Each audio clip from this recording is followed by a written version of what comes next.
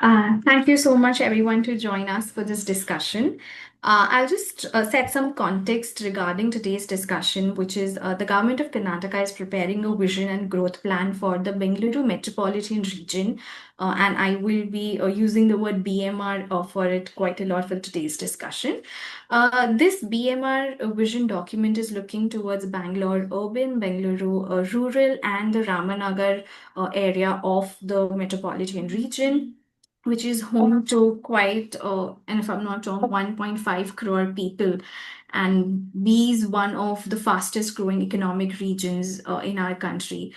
What I also understand is the plan will be guiding major government decisions over the next 10 years on a lot of civic issues like housing, jobs, transport, water, health, education, parks, and more civic services. And currently, the Karnataka Udyog Mitra, which is an institution of the government of Karnataka, is proposing and has opened the entire vision document as a citizen consultation for citizens to submit their vision or their sentiments and feedback on how they envision the city of Bangalore. And for the same, I would like to invite all of you here, all the experts here, to share your perspective on the Bangalore vision and the citizen consultation as well. Before we dive into the discussion, I will just take a moment to introduce our experts today who have joined us for this discussion. We have with us Meera ma'am, who is the co-founder and trustee at Oorvani Foundation, which is a non-profit committed to civic engagement, citizenship, and urban communities. Ma'am is also passionate about cities, community media, urban issues, local governance, and civic tech. Meera ma'am is also an Ashoka Fellow and was earlier a Knight Fellow at International Center for Journalists. Thank you so much, ma'am, for joining us, and I'm really looking forward to perspectives. Thank you, ma'am. We have next with us Srinivas, who is a fellow at WRI India and is specializing in integrated transport and road safety at WRI. He works at the intersection of policy and practice with a focus on converting research into action at scale. Srinivas is also the co-founder of Citizens for Bengaluru, which widespreaded the steel flyover Beda movement in 2016, followed by campaigns around suburban train, bus, walkability, ward committees, and many more initiatives in the city of Bangalore. I also had the chance to speak to Srinivas on a similar LinkedIn Live webinar last year for the Bangalore Corporations consultation. So good to see you back, Srinivas, for this discussion, and I'm really looking forward to your perspectives as well. Lastly, we have Vivekanand, who is the director transforming Bengaluru at Janaagraha, and he brings strong perspective on sustainable transportation and urban living, particularly in the context of Bengaluru. Prior to joining Janaagraha, he also has served as a COO at IDEC Limited. And I'm sure your experience, Vivekanand, and being in Bangalore for so many years and Janaagraha being around the city for the last 25 years will have a lot of research-oriented points to come in for the discussion. So I look forward to hear all those insights and your perspectives for this discussion. And I would like to thank all of you for today's discussion. To get us started, I would first like to ask a question, and please feel free, all of you, to jump in. But Srinivas, if you could just get us started, since you've worked a lot in the city of Bangalore, not only on civic issues but also the governance system of the city. And currently, we've seen that India has its own Viksit Bharat initiative and a vision plan which is being made, followed by a lot of state governments also developing their own vision documents. And now the Bangalore city is coming up with their vision document. So, how does this regional plan position itself, in a relative of a larger framework of city vision document, state vision document, and the national vision document? And how should one look at this vision document or this initiative? If you could just get us started, Srinivas. Yeah, sure. It's a very broad topic and there's a lot to unpack here. But as a summary and as a starting point, what occurs to me is that a lot of our cities, particularly Bengaluru, and almost all cities have the same complaint that we grow and then we think about the planning, right? We grow because of certain reasons, And in Bengaluru's case, it's the most explosive growth any city in the world has seen. We have grown faster than anyone could imagine. Our governance systems are unable to cope with the same. As simple a fact as providing civic amenities like water and waste management and sewage systems to creating addressing social infrastructure from.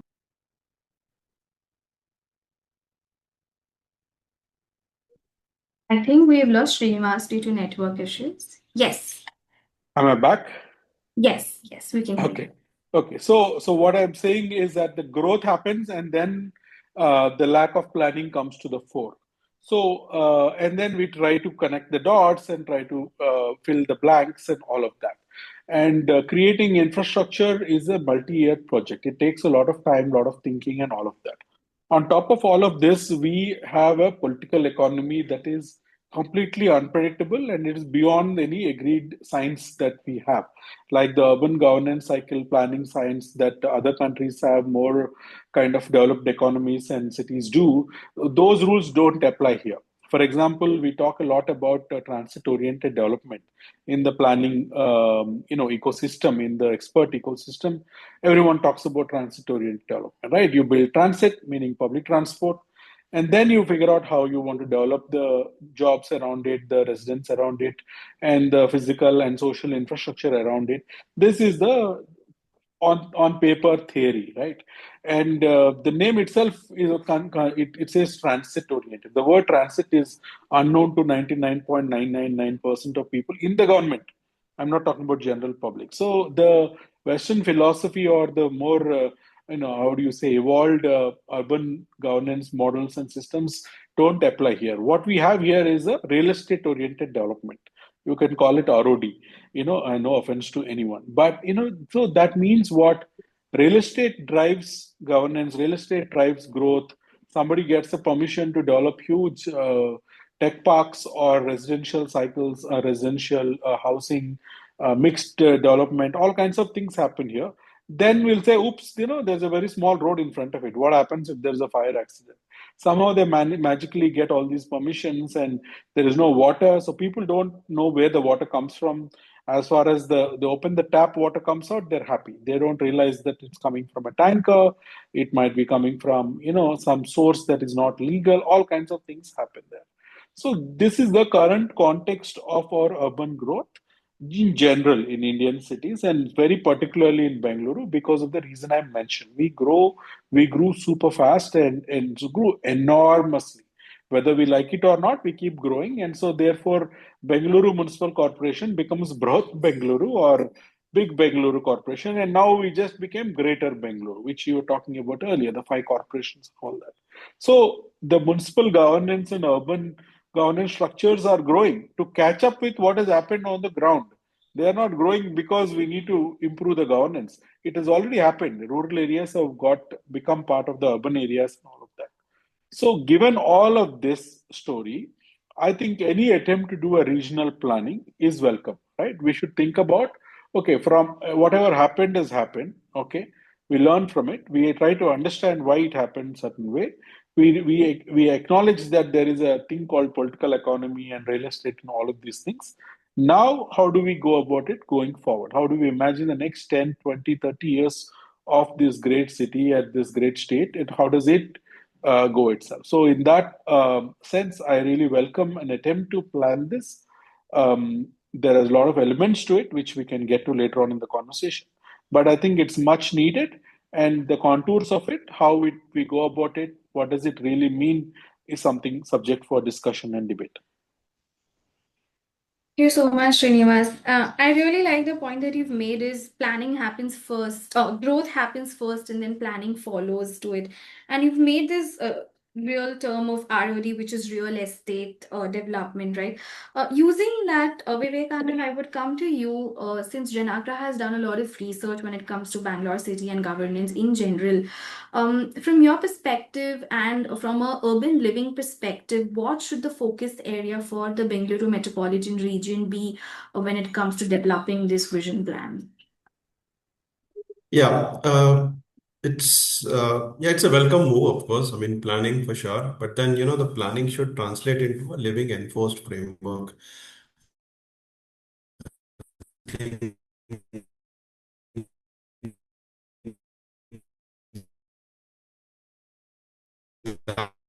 We are losing you.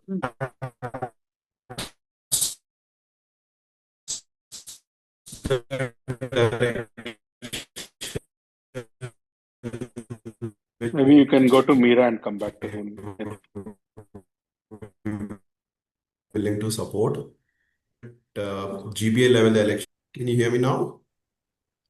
Yes. Yes, it's a bit Hello. better. So, could I request you to repeat your perspective? Yeah, yeah. Yeah. So I'm saying that it's a vision document of this scale is definitely welcome. But then what we are really looking for from having spent so many years in Bangalore is a living enforced framework, right? That is something that we tend to lack in all of this. Funnily, even at this point, the GB elections have been deferred so many times, right? It's been 11 years since elections have happened. So making a vision plan, keeping the citizens in the planning process is going to be the best way possible. Uh, and at this point in time, what we feel at Janaagraha is that, there are multiple agencies which will be here under this metropolitan region, whether it's BDA, GBA, BMRD, and so on. So I think what's extremely important is how is it that the coordination happens between all of these different entities? What are the specific roles that each of these entities will play so that that clarity helps them being effective. Also, it will be useful if they basically write down these plans and then they get into action, assign budgets, and take it up seriously with probably implementation tracking, in a milestone manner, which probably can be at a 5-year milestone, launch something in 2027, then have one milestone for 2032, and then in 2037. Overall, align it with the Viksit Bharat vision for the country. And citizens probably should be monitoring the progress against the stated targets. And basically, the public spending has to be very clearly stated. There's to be clear economic rationale, right? And this also will help unlock a lot of private capital. So I believe that from a Janaagraha standpoint, we've been advising a lot on policy governance and largely on public finance. So I believe that these are some of the first steps that are probably needed for this kind of a vision plan to even be, successfully be received by the citizens and the, community here, the business community also. Right. Thank you so much, Vivekanand. Meera ma'am, I would come to you since you've had a very large experience when it comes to community dialogue and citizen engagement. How would your perspective towards this vision document be? Um, so in the last so many years that I've been working with community, one of the biggest questions typically people have saying, oh, nobody has vision here, like what we want Bangalore to be, right? That's a typical complaint. And therefore, you could say, yeah, any kind of vision document, roadmap, and actually an opportunity to think through what we really want the city and the larger area to be is welcome, no doubt. But I think we need to take a step back and really ask some hard questions, right? First, I mean, from what I understand, this whole exercise is about positioning the larger metropolitan region as a leading center for innovation, technology, AI, etc., etc. Now, this means that it's very focused on economics and infrastructure, etc. And there's also mention of sustainability and urban development. But broadly, that is the focus, yes. And there's an imagination for the city and the larger area. So the questions is one, why Bangalore, and how much do you want to grow? So what is it that where are we now that you want to change it to, and where we want to go? I think that is a question I'd like to see any exercise actually answer, because over the years, from the last 25 years, we've been hearing about going beyond Bangalore, developing tier 2 cities. But what happened to, whether it's Mysore, Mangalore, Hubli, Dharwad, there have been many initiatives, many attempts at actually strengthening those cities, making them economically vibrant, creating more jobs there. So what are the lessons from those? What worked, what hasn't? What is it that we want? Why are we now? All of those exercises are still there. So if you look at the Karnataka vision document, I think one of the state vision document, that still talks about developing tier 2 cities. Now if you again come back to focusing on Bangalore and the larger areas, then what happens to that vision then, right? I think this is something we need to have much better clarity on. What is it that we want to focus on, and what is this roadmap going to, how is it going to affect the rest of the state as well? Because typically in the last few years there've been many attempts to capitalize on this brand Bangalore, right? You're renaming districts and constituencies, everything as Bangalore, Bangalore, Bangalore. Fine, but what is it that it's going to lead to, right? And I think we need to have some sort of measurements of where we are, saying, okay, this is the state of this city, whether in terms of quality of life, in terms of economic vibrancy, and what is this exercise going to lead to? That is the question I would like to first see answered before even diving into saying, oh, where do we want to go? Yeah. Ma'am, and I guess you've brought a very important point in terms of how to look at it at a larger level, at a state level. And that brings me to the next question, that currently the Bengaluru Metropolitan Region consultation is looking specifically to Bengaluru urban with Bengaluru rural and the Ramanagara area with Bangalore South as well. Now, since it's going to be like an urban and rural split in terms of understanding the development and the needs of the particular area in terms of growth and development, how should the vision document position itself? Because both the areas will have different pace and different ways in which they will grow. Rural will grow towards an urban, and then urban is again going to go at a metropolitan urban area. So, ma'am, in your perspective, does it mean that there should be one coherent vision document for the entire metropolitan region? Because, or there should be different sections or different split for urban and rural? You need to go back and ask people what they want. What do Ramanagara residents want for their city, right? Do they want to remain and create that retain that identity? Because it's a very old historic city. They have their strengths. What do they really want? Do they want to be known as a Bangalore extension, or do they want to build that identity and make it a vibrant Ramanagara? I think similarly, you need to ask everybody what they want for their. So this whole idea of local planning is also important. You can't just come top down, parachute in and say, hey, this is what we want, like South Karnataka to be. Literally, this is what we're talking about. But what do each of these communities, the smaller towns, the villages, what do they want? How do they perceive their growth trajectory? What do they want to see economically? Do they want more jobs, manufacturing jobs? Do they want support for agriculture? I think that is very important to gather. And then tailor whatever we want. That vision has to be co-created with the larger population. Right. Thank you so much, ma'am. Srinivas, I would like for you to come in here with the same question towards you.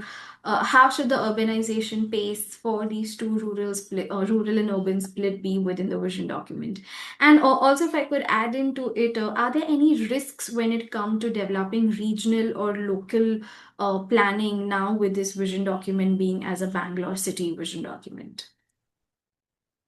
Oh, we are not talking about Bangalore City Vision document right now, right? We are talking about a regional vision document and the growth over the next 20 years. So that is very clear. And just take a step back, right? So what is it that we as a country or a state need? We need to have a vibrant society where people have healthcare, education at a fundamental level, and then people have livelihoods. We have too many people in the agriculture sector, and that migration has happened. A lot of people are leaving that field and coming into service sector and so on. So if you were to look at how you imagine India 20 years from now, 30 years from now, we are going to be a middle income and going beyond that, and where everyone has a certain level of incomes. The number of formal jobs increases. Right now, we are at a very small number of formal employment and mostly informal employment. A lot of people are struggling with all of these things, and all the services are primarily focused around urban centers. If you want to get a surgery, you have to go to a nearest town or a city and so on and so forth. So that is the current situation. All of this will have to change. It's already changing. The market forces and people are making a lot of changes to it. For example, Mangaluru is emerging as a uh, technology center, or Silicon City, a Silicon Beach, as we call it now. And there is a Infosys in Hubli Dharwad. There is various things going on across different cities. I expect, and if you took land nationally, we have Bengaluru, we have Hyderabad, Chennai, Mumbai, and so on and so forth. For the kind of population that we have, for the kind of unemployment that we have in this country, which is now the topic of the town, right? Everyone is talking about it. The Gen Z movement is all about that, education and employment and so on and so forth. The biggest priority for all policymakers, decision makers, experts, everyone should be, how do we create more employment? How do we create more sustainable employment? We are also in the age of changing technologies. This technology cycle is happening right now. So whatever is supposed to be the great strength of Bengaluru may not be a strength at all in 3 years from now, 5 years from now. Then what are we going to do, right? So there are a lot of risks. There are global changes that are happening, and there is a big need for urgent need for developing something. So I often, whenever people complain or compare, like say Bengaluru and Hyderabad, which is better? Oh, you have traffic, we have this. You are bad at this, we are good at this. My response to that is both cities should be celebrated, and we should build temples for both of them. And we should build 10 more Bengalurus and 10 more Hyderabad's. India needs at least 50 cities like Bengaluru for catering to the population that we have. That should be our goal. Now, how do we go about it? Why is it that people want to keep on investing in Bengaluru and don't want to go to other cities, even in Karnataka, nearby cities, right? There has been a lot of talk about this. It's another whole topic in itself, but suffice it to say that the word Bengaluru and the brand Bengaluru is so big, so strong, and the ecosystem is so terrific. And I happen to live in another place like this, which is the California Bay Area, right? The Silicon Valley. Why did it so thrive so much? It's not one city, it is multiple cities, maybe at least 15, 20 towns and cities are part of it. It has the venture capital, it has the technology guys, it has the innovation, it has the product company, it has everything in it. So that kind of setup has now come into Bengaluru. You can walk into Kormangala and raise $1 million or crore of rupees for your startup. This cannot be done in other cities. So these are all the reasons for leveraging the brand of Bengaluru and making it even more stronger. So I am fully supportive of anyone who wants to rename Ramnagara as Bengaluru South, or I don't know, Devanhalli as Bengaluru North. I am full support to them, because if you want to take advantage of it to get more jobs, create better urban facilities for your city, by all means maintain your local identity, local culture, and take advantage of the proximity to Bangalore. For me, that's a really good way of developing Bengaluru rather than the current way of developing Bengaluru, which is random growth at any site. It's a real estate oriented development. There are so many people in a place called Domasandra, somewhere near where Meera lives, Sarjapur and beyond. This morning I saw a message that kids were stuck for 45 minutes. Kids go to school at 7:30 a.m. All these private schools happen to be in one area. And the people that run the schools are complaining and trying to reach out and say, how do we address this? And the issue was, wherever this problem is happening is not in the city limits of Bangalore. The current municipal system cannot respond to this, because the problem is happening outside the boundary of the municipal corporation, however greater it became. So now we are in the panchayat realm. So all these people, the staff, the teachers, the students, none of them live in the outer areas. They all go there for school, right? So now they're getting stuck there because so many of them figured out that land is cheap. I'll build my school here, and now let me attract 10,000 students here. They've done all this, and now they turn around and say, we are all stuck. There's a traffic congestion. Why is there no flyover, and all of that? So this is the point at the beginning of this conversation, right?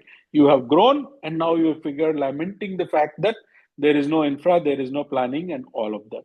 So a regional plan is something that addresses these kind of issues, in my opinion, right? And like Meera has pointed out, and I completely agree with it, Ramnagara is a silk city of Karnataka, right? Channapatna is a toy city of Karnataka. Kanakpura is a beautiful city with a lot of attractions, tourist attractions, and all of that. So we have a lot of character in this part of the region.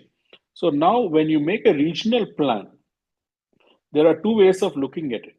One way of looking at it is, oh, Bangalore is going to be a bigger circle than what it is today. That's a very oversimplified way of looking at it. Other way of looking at it is, how do we build the entire region so they can co-depend on each other? And remember, the biggest migration to Bengaluru is not from some northeast or some Kerala and all of that. The biggest incoming migration to Bengaluru is from rest of Karnataka. So Bengaluru is the main place of employment, education, healthcare for the entire state of Karnataka. So therefore, when you plan the regional development of Bengaluru city, you have to meet the aspirations of the entire community or citizens of Karnataka itself. And because Karnataka has three distinct regions, the old Mysore region, the North Karnataka, and the coastal Karnataka, you think of this as the South Karnataka or the old Mysore region, how this region develops, right? And then there is this whole thing about Mysuru, and there is, I remember distinctly, the in Telangana, one of the ministers there said that, the reason Bangalore wins is because within 1 hour, 2 hours of Bengaluru, there are so many adventure sports and recreations and rivers and all of these things. That city is blessed with all these things, which is true, which is not there for Hyderabad. You can maybe go to Nagarjuna Sagar and two, three temples. That's it, right? So this kind of thing existed here. We have to remember that this city and this region has had almost a century of growth due to the vision of the Mysore kingdom, which is a democratic system for so many years, pre-independence. All of these things have made this area into a much more urbanized area than even rest of Karnataka, say North Karnataka. So instead of worrying about, do we lose the character, I would worry about how do I leverage all these strengths and characters that we already have and then create a much better system so that people can find work and jobs in this extended period of area. And Bengaluru city deserves not two, but three or four airports if this region is developed like that. So I would take that approach because once you got a strength and people want to be there, people want to be associated with that. Now you try other areas, you work on other areas, but you can't take the horse, make the horse drink the water. Sometimes you have to create that enabling ecosystem. So I'm happy that if Ramnagara is part of this planning, then Ramnagara will get a better urban planning rather than being a small municipality or town municipality. It's not even a municipal corporation, right? So the governance structure is a whole another topic we need to discuss. I would like to have a system of, say, London or California, where there is much smaller towns with their own mayors, their own councils, their own city budgets, their own property taxes. All of that stuff need to be decentralized, but they can be part of the larger region. Citizens still connect with the governance system using the participatory models like ward committees and so on, and they are the ones that will drive that agenda inside those towns and cities that are going to be part of it. But now they can be part of a larger fabric called the regional vision for Bengaluru. That's how I envision this to come together. The big caveat in all this is the political system, right? Like I mentioned before, we can have all kinds of academic conversations, but the real decision makers have different incentives. They work on different parameters. So many times we are recipients of what they decide rather than control what they can decide. This is the harsh reality of the situation. Thank you so much, Srinivas. There are a lot of interesting points that you've mentioned about the employment, the infrastructure development, the boundary issues currently, that is, you read in the morning. And if the entire metropolitan region has its own development plan, then there's a lot of scope for the surrounding areas also to develop in an economic way. But one very important point that you've brought forward is the vision document should be based on the aspirations of the community. And taking that point, my next question is, um, since the government of Karnataka has also opened the entire forum where citizens can also participate and provide their feedback in this consultation for the vision document, which again leads to the vision document being based on the aspirations of the community. What should be the key areas or civic issues that should be the focus area as well when it comes to from citizens' perspective? Because I was also share that a few 2-3 questions within the consultation where the citizens can answer what are the key problematic areas within their neighborhood, or how would they envision improvement in jobs and livelihoods in their areas. So what should be those key 2-3 areas where the vision document should focus? And Vivekanand, if you could get us started with your experience on what those key issues should be. Yeah, thanks for that. But before that, I just want to comment on what Meera and Srinivas have actually said. I think, yes, people really have a choice here with respect to how they want to shape up their neighborhood, whether it's Ramnagra or even Bidadi or, Hoskote and so on. But I think looking at it in a manner, the way growth has been, right? I think you would call the Bangalore the whole core urban area, right? So that is something that will stay with us. And there is specific focus to certain set of services and industries that will actually emerge here in Bangalore. And if you move out basically a little, you would say Bidadi, that's manufacturing and so on. There is Devanahalli, which is, Bidadi has the automotive, Toyota, Bosch, and so on. And Devanahalli side, there's a silicon, or what do you call the chip industry that's coming up there. Right. So, looking at a little outside of Bangalore, the whole industrial growth engine will basically be something that you will see. So, when you're asking what will be the characteristic of each of these, I'm not denying that Channapatna will not be the one city known for wooden toys, but then these are certain things which will actually come in. And if you go further outward, it will basically be something like, resilient agricultural practices, a lot of food, agri-based enterprises. And like he mentioned, Kanakpura, tourism could be one thing and so on. So these are all certain things that need to fit into the overall master plan that needs to emerge out of this. Now, coming specifically to the issues that you've talked about, right? Civic issues. Now, civic issues which you know for a fact, the climatic shocks, right? There is the entire water table which is basically dipping, and water scarcity is a reality today for the citizens of Bangalore. Flood has become a issue. Every monsoon, there is a lot of preparation, there's a lot of budgets being actually allocated in that direction. So, in terms of food security, in terms of, civic issues, in terms of potholes, congestion as an issue, the watershed management, protection, all of it, creating flood resilience, improving air quality, the green cover, which basically we're going to be losing. The more you focus on development of a larger region, more so of an economic development, there will be the loss in green cover. So that is something that needs to be topped off. The lakes basically end up getting, you basically start constructing over lakes. And yeah, so some of these are the issues that probably are ones that really need to be focused on. Connectivity is going to be extremely important. So transport and so on has to be focused upfront before anything gets taken up. Of course, there is the peripheral ring road, the satellite town ring road, etc., is being talked about. So those are areas which probably really need to be accelerated. Problem has been in land acquisition in all of these, right?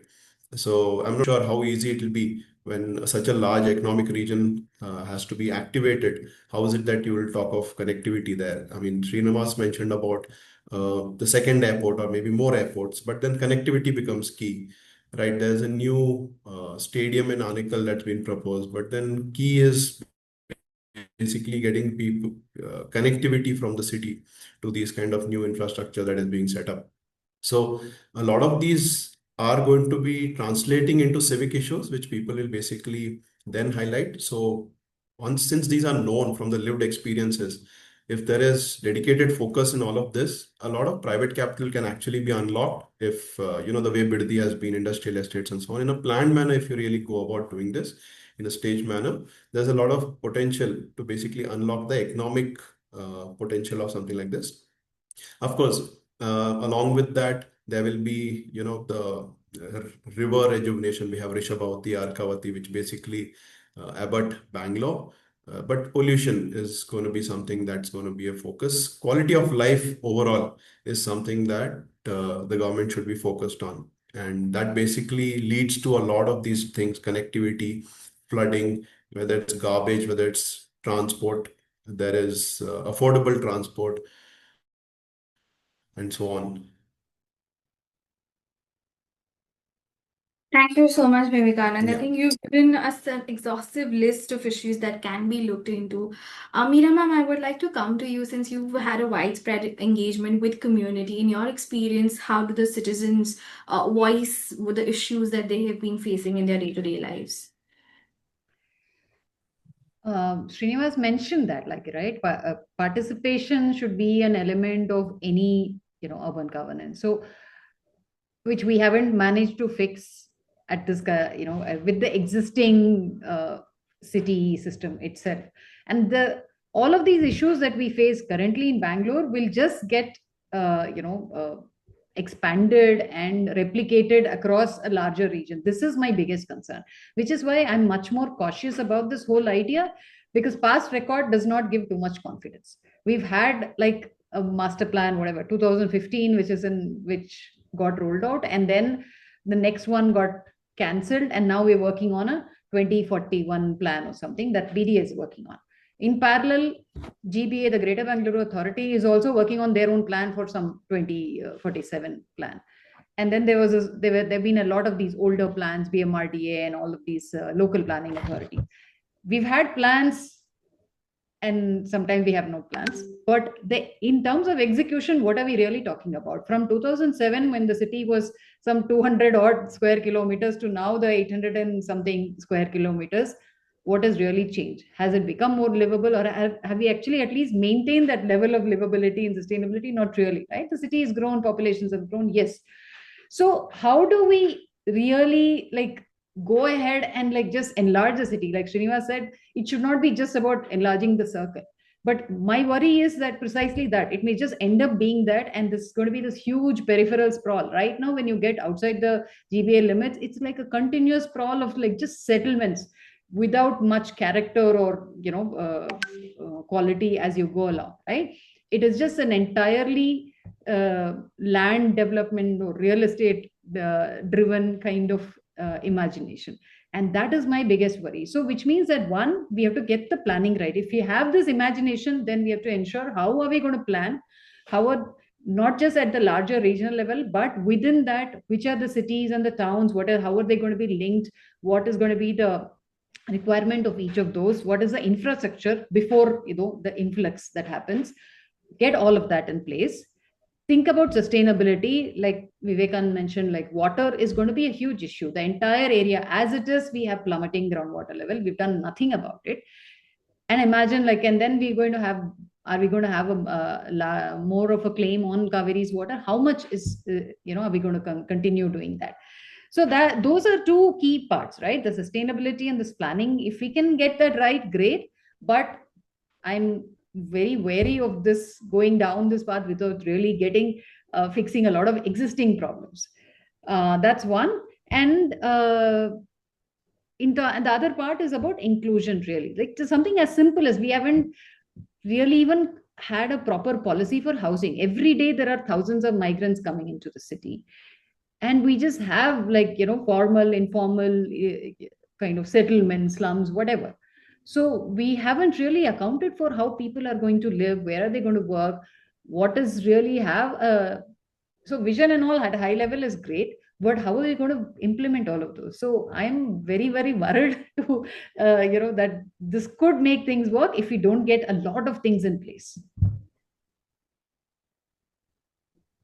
Thank you so much, ma'am, to get the topic. And, based on what you said, I would like to shift the entire discussion towards citizen participation, as you've said, that it is an important participatory mechanism when it comes to citizen also having a dialogue with the government. Currently, the government of Karnataka has opened the entire vision document for consultation to get citizens' input. But once it is drafted, developed, published, and implemented, post that, how should the citizens also view towards the vision document and engage with government when it comes to participation? Would you like to share a bit about the post-implementation of the vision document, how the participation should be formed? Well, both pre and post implementation, one key part is that we should actually have these conversations, not just as, not through WhatsApp bots or just asking questions, but beyond that. Why are we not having the city government in place, having what committees discuss this? Why are we not having panchayats and in as well as all the town specific local groups talking about it? And that's how conversations happen, not just as a one-on-one survey, but we actually have to get communities together. Unfortunately, in Bangalore, for the last 6 years, we haven't had an elected council in place. We don't have the ward committees in place. So I think that should be the starting point. First, let's fix all of that. Let's have the decentralized governance, functional, vibrant governance in place with where is a lot of citizen participation, and then let's get people actually contributing and co-creating this idea. Right. Thank you so much, ma'am. Srinivas, I would like to come to you since you've had a widespread experience working to develop the entire format of ward committees in the Bangalore city. I would like you to share a bit about, again, how this participation format should be pre-implementation, post-implementation of the vision document. But even now, since there are corporations in Bangalore city and the ward committees are formed, how should citizens have a continued format and ways to engage with government and create these dialogue formats? Yeah, two things come to mind. One is this is a broader plan than what the current citizens of Bengaluru city itself, right? So we need to get participation from people that are outside the limits of the five corporations as well. That is extremely important for it, and that's why the document, like you mentioned, is open for everyone in the area, right?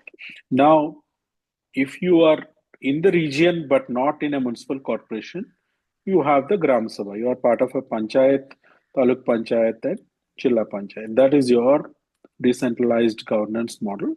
And Karnataka has one of the best rural governance model in the country. So you have a functional rural governance. It's not as great as you would want it to be, but it exists. Unlike Bangalore, where it doesn't exist right now, right? So there's no corporators for the last 6 years, like both of them have mentioned. But we do have a better model, in my personal view. It's a much better model than what we had before GPA, where you have a decentralized, five commissioners, five setups, smaller wards, 369 wards we now have. It's a matter of when the elections will happen. When the election gods bless that, when planets align, we shall have the elections. Then we'll have the ward committees, and that will happen. So that has very little to do with this conversation, in my opinion. It's very important, but not connected to this. We should have a separate discussion on it, and you will get 20 people on that panel for sure, right? So it's a serious issue, but it's a different issue. So this is, we are talking about a regional vision and who should shape it, how should they shape it, right? So we tend to forget that there are a lot of other elected representatives beyond the municipal corporators and ward committees, because we are so upset about the wards and councillors and not being there and ward committees not being there. We give a free pass to the next level of elected representatives, which are the members of Legislative Assembly. And this regional plan has a lot to do with them. Eventually, this plan will have to be tabled in the Karnataka State Legislature. It will probably lead to several amendments to the Town Planning Acts, to the Municipal Corporations Act, to the Greater Bengaluru Act.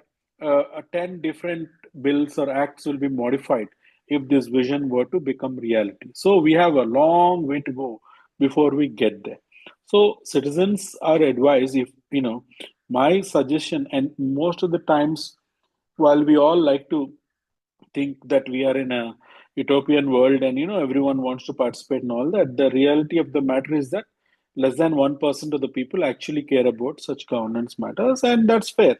But people don't have time for these things. Some of us have time to join you at 5:30 p.m. on a weekday, but most people are stuck in some bus or some road traffic and then trying to go home and play with the kids or watch Netflix and things like that. That's the reality of the thing. So therefore, who is going to influence this is the people that have some knowledge, interest, passion, and wanting to do it. And I would say the role that we all can play as a responsible civil society players is to make more people aware that such a thing is happening. So that's why I appreciate efforts from Civis, and whenever you guys want to do something, I'm always supporting you, because I think we need to increase the number of people that are interested in such things. That is not happening as much as I would like to see happening. But I know that there's a lot of interest. How do I know that? From the CJP, from the Jantar Mantar, from all the things, so many people are interested. This is the best time to be in Civis, because you got a whole country of young people listening to you, right? So whatever you say, there's going to be a lot more people listening to you than, say, 1 month back, right? 2 months back. So that's a very positive development in the general civil society and participation overall speaking.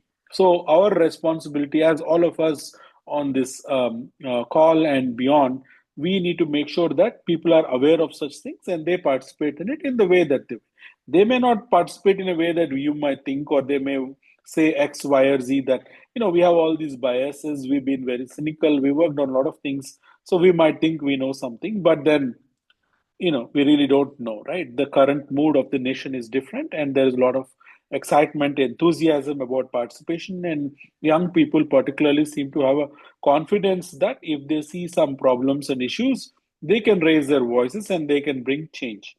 So these are the positive developments that initiatives like this should leverage upon, and then reach as many people as possible and get more inputs coming from there.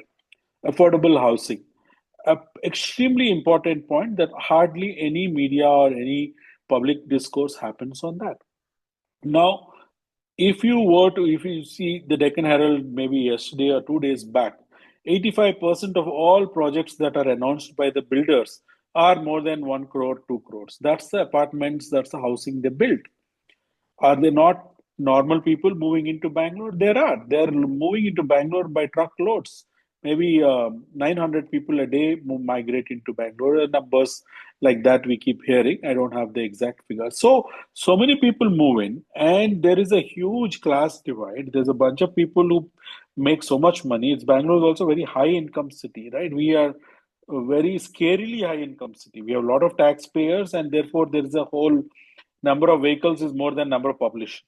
So that situation doesn't exist anywhere else in India. Only in Bangalore. Probably doesn't exist in maybe Luxembourg. It exists in a small island or a small town called Luxembourg, right, where there's more vehicles than people. That's why they made public transport free, because everyone has 3 cars and everyone wants to be in a car.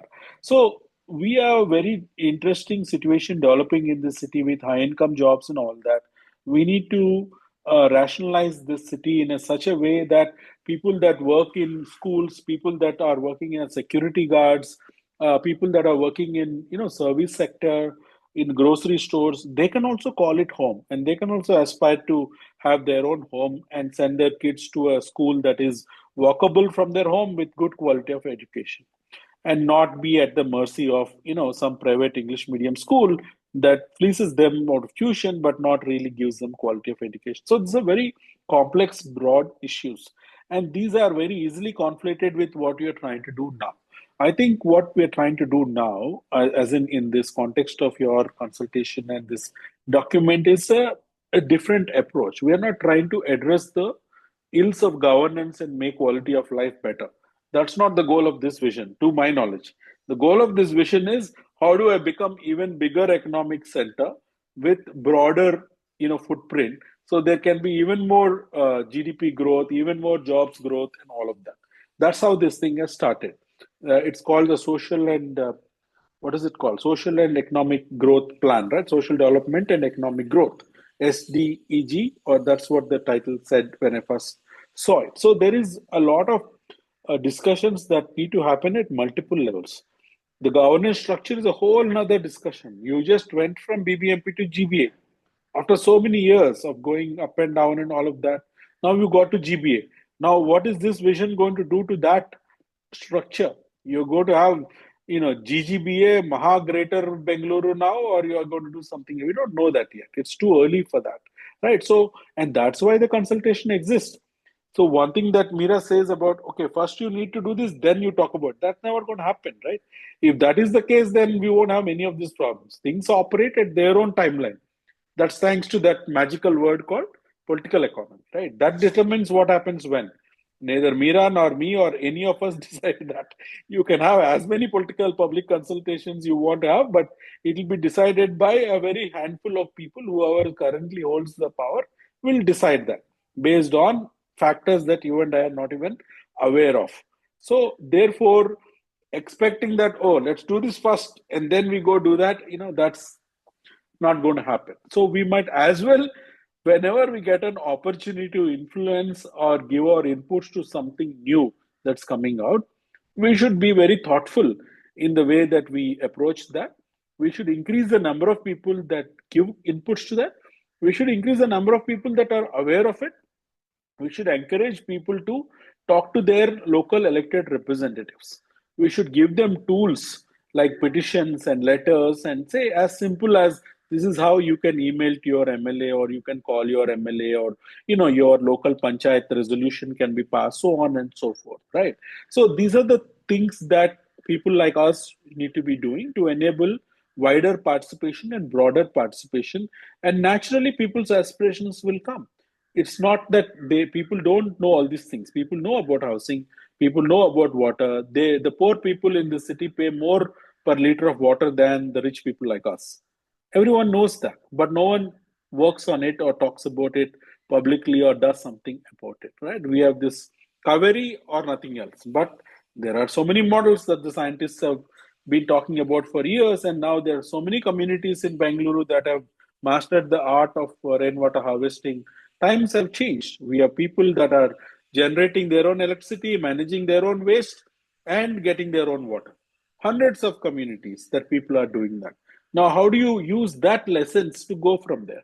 So I'm a glass half full kind of a person, as it is quite evident. So I would say what has worked in the last 5 years. However, Bangalore communities address these issues of urban governance, lack of governance. How did they become resilient, become more self-sufficient?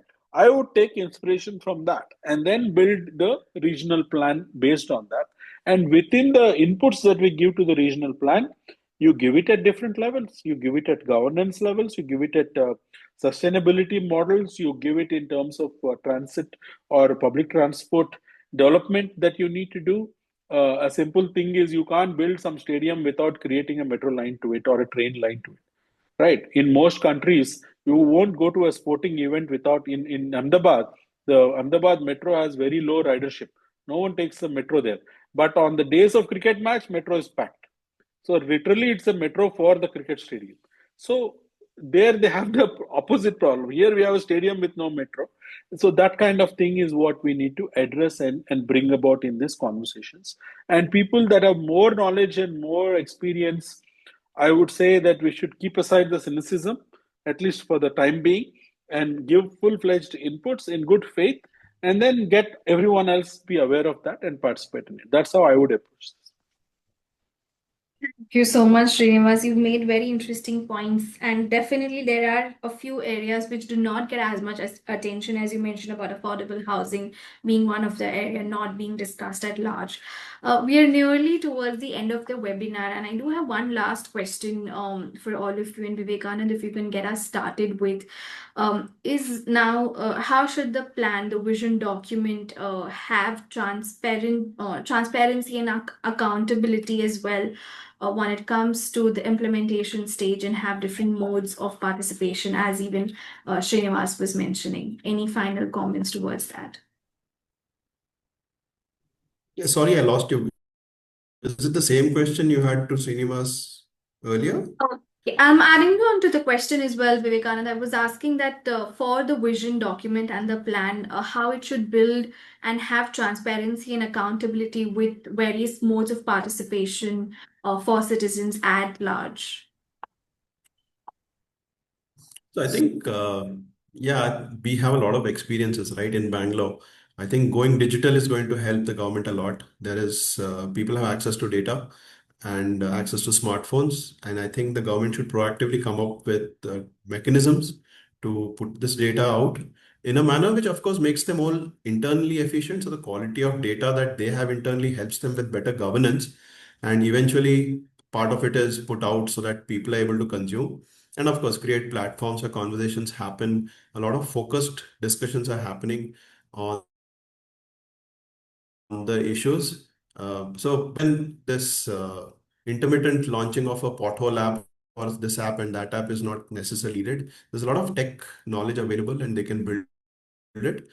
Beyond that, transparency, accessibility, availability, all of that is extremely important. So whether it's a ward council or some space in the ward office where these conversations are happening, so that and then people, of course, after that really spread it. They are informally very engaged through WhatsApp and other means, and of course through other social media platforms also. So they just need to nearly really give it that initial first bit of information out, and then people will actually ensure that a lot of people are consuming it. What Srini was mentioning, right? A lot of people should get engaged.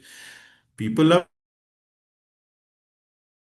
difficult, that any accessing any data or information is so difficult, and that those barriers really need to be broken.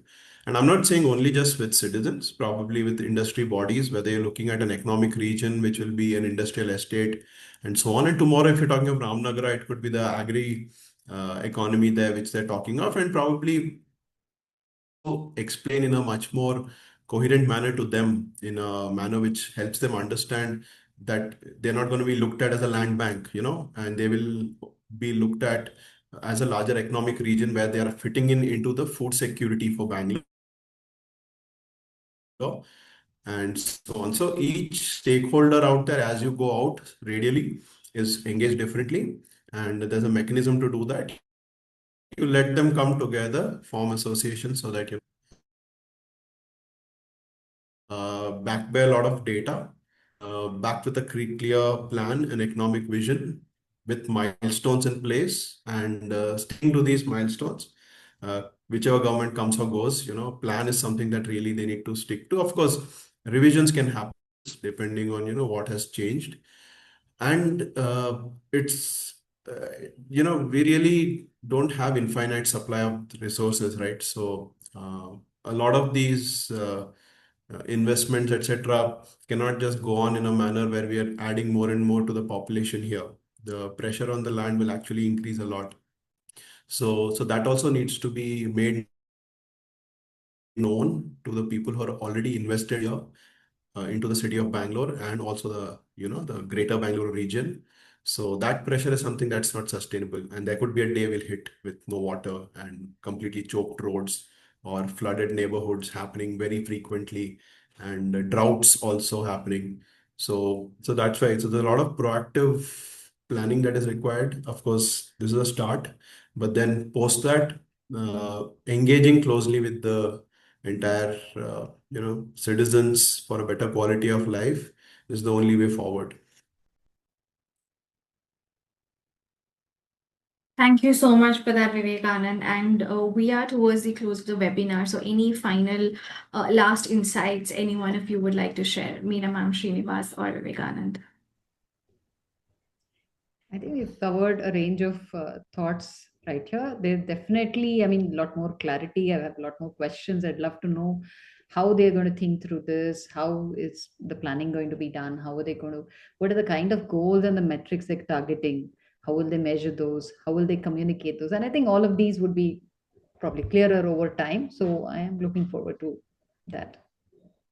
Yeah, I would say conversations like this are very useful, but also it is missing the important element of someone coming and talking about why they're doing it and what is the terms of reference, what are they trying to achieve at the end of it. These conversations should be contextualized with that. Otherwise, it becomes yet another, session about Bengaluru and what ails Bengaluru and all of that. This is not that. So I think we need to have that understanding of what it is that we are talking about, and people give input. Whenever we discuss some topic, a very serious topic or any topic, with some senior officials or whatever, people immediately go to, but in my street corner there is this problem. Okay, it's a valid concern, but not in the right forum, right? So this is very difficult because you have very limited access to senior officials and accountability is very low. People tend to use every opportunity to bring up every other thing. So I think as a responsible ecosystem players, we should be able to set the context properly and explain what it is that we're trying to do, and then elicit feedback. Otherwise, you are going to get very generic things and doomsday scenarios and all. None of that is happening. We've been hearing for years now that we'll run out of water and this is happening. None of that is happening. It's good to have that kind of a fear and a worry and discussions and all of that. We have Bangalore now has 120 lakes that are revived. Some of them with great quality of water, some of them questionable quality of water. Many of them no longer have sewage inflows. 10 years back, you can ask Meera or anyone who worked on lakes. This is not the case. So many lakes are now alive and rejuvenated. This is a good thing, right? This has happened. So, and then we were fighting for things like landfills and all that, and now we have decentralized dry waste collection centers. Are they perfect? No, they have a lot of issues. But do we have them? Yes, we have them. So things keep changing for the better, even as things get worse. Our growth is our worst enemy. While you keep doing what you're doing, you're still getting 2,500 new vehicles. You can build, you can get more buses, you can build more flyovers, you can build more metros, but you get 2,500 new vehicles. How are you going to catch up with that, right? So this is the reality of Bengaluru. I think it's a good problem to have. I would rather be in a city that is grappling with growth issues rather than a dead city where no one wants to come. We should be very grateful for all that happened in Bengaluru and what's happening in Bengaluru and the vision of successive governments of Bengaluru for so many years. Electronic City has come in the 70s, not now. It's not that tech boom has come in the 90s. It has been there. Indian Institute of Science has been there for 100 years.